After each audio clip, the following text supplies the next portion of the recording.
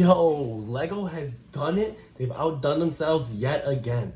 Something that I didn't even know I wanted until the second I saw it. They're releasing a KS-20 droid, right? They said no more gray ships. They want a gray droid for us to have. He's that security boy from Rogue One. I remember watching that movie and thinking to myself, one day I hope they make a mini-scale version of it so I can keep on display. 5 years later, that's exactly what they did. This dude is the size of a small lamp that you can keep on your desk. I love the long arms, long legs, little head. Everything about this set screams delectable. I feel ecstatic at the fact that they even bring this out on the low, right? For $89.99, I think it's on par with how a lot of these lifelike droids they've been making lately. Whether it's that R2-D2, the C-3PO, even the Chewbacca, a few years back. Might be last year, I don't remember, but it feels like it's been longer than that. The one with the creepy face. The thing about this is, I love the fact that they're making these kind of builds that you can have on display, and they come with a minifigure, which makes it even that much better. They're really hitting that adult market, I would say. So it's kind of gearing away from not every build has to be a playable set. Especially with Star Wars, the fan base is from little babies being just born all the way to people who are in their 90s, really just loving Star Wars and loving this universe that they're cultivating. So for LEGO to kind of expand the set themes, this is just where it's at. Or expand the diorama builds. This is kind of the move for them. I think they've been needing to do this in a long time. Especially adding a minifigure just makes it that much delectable. So come August 1st, this set will be yours.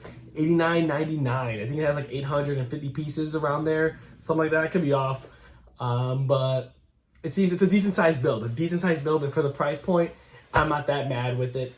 I definitely, like I said, this is really on par with a lot of them, especially with Chopper being released in May. So this is gonna be a good one to kind of par with, right? Because you're getting the minifigures, and I feel like a lot of these sets need that. Especially the ships, some of the ships they're making, like the Kylo Ren doesn't have a minifigure, and I wish they would add that, or even the Millennium Falcon from the 25th anniversary thing that they did would come with the minifigure as well. But I just really like the way this is set up. It comes like a little base plate, and it has that the UCS kind of sticker, when they originally do the Ultimate Collector Series. This thing has it. Looks a lot bigger than you would think. The box kind of makes it oh, it's gonna be like this, but definitely gonna be the size of my head, I would say. Right, this thing is not a small piece. It's gonna be great. I think it's gonna be a great paperweight you could use it as. Keep it on your desk. Probably put it on one of my shelves here. But I'm definitely getting this one. Right, this has been a top 10 must-buy first day set. Definitely, he looks cooler than the C-3PO that they made because the eyes kind of bugged me out. But this one is 100% good, and it just gets me hyped to see that LEGO and the direction that LEGO is really taking it. This is definitely where it needs to be. And I've been a champion. I wanted more Rogue One sets. I love the Rogue One movie, so this is on par with that. So LEGO, keep it up and keep things coming. Please keep on the lookout for these sets. I wonder what other characters they're gonna make, and hopefully they're gonna announce those soon. But yeah, LEGO.